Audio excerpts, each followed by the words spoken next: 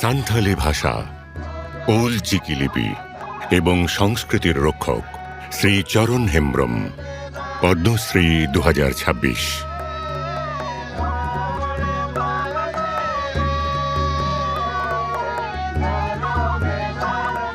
চরণ হেমব্রম এমন একজন কর্মযোগী যিনি তার সমগ্র জীবন উৎসর্গ করেছেন সান্থালি ভাষা, ওল চিকি লিপি এবং আদিবাসী সংস্কৃতিকে পরিচয় ও ভবিষ্যৎ গড়ার জন্য। মাত্র 2 বছর বয়সেই ভাগ্য তার মাথা থেকে বাবার ছায়া কেড়ে নিয়েছিল।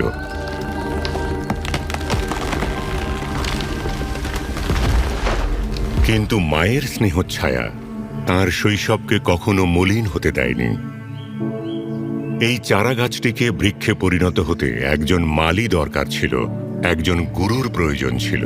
সেই গুরুকে উনি পেয়েছিলেন তাঁর মামার গ্রামে।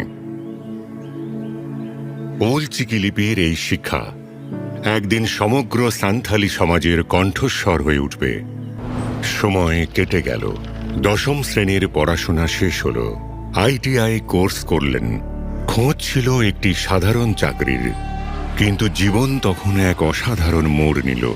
ট্রেনের এক সফরে সব সার্টিফিকেট হারিয়ে গেল।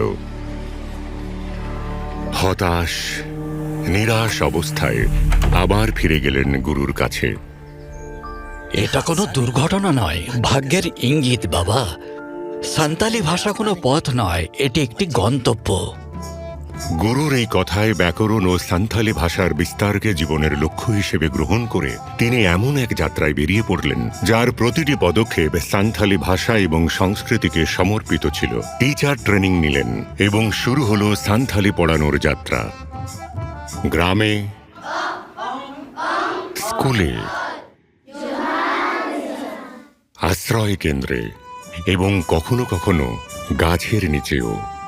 পথ কঠিন ছিল, কিন্তু তিনি থেমে যাননি। একটির পর একটি করে শত শত আশ্রয়কেন্দ্র হয়ে উঠল প্রাণবন্ত। হাজার হাজার শিশু পেল সান্থালি ভাষার শিক্ষা, আর সান্থালি ভাষা পেল এক নতুন জীবন। তাঁর এই প্রচেষ্টার জোরেই তিনি সান্থালি সচিব হিসেবে নিযুক্ত হন। সেখানে তিনি বিভিন্ন প্রতিষ্ঠানকে যুক্ত করেন এবং আশ্রয় কেন্দ্রগুলিকে স্বীকৃতিও প্রদান করান।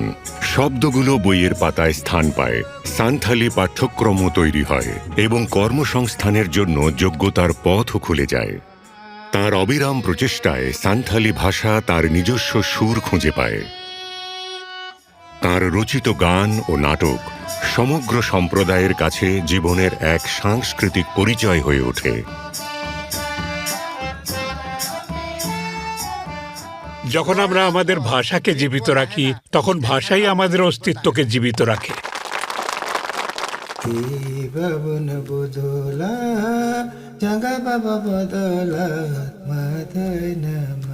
শ্রী চরণ হেমব্রমের গানে জীবিত পণ্ডিত রঘুনাথ মুর্মুর এই চিরন্তন ভাবনা আজও সান্থালি সমাজকে জীবনের পথ দেখিয়ে চলেছে। শ্রী চরণ হেমব্রম, পদ্মশ্রী 2026। আমাদের কোটি কোটি প্রণাম।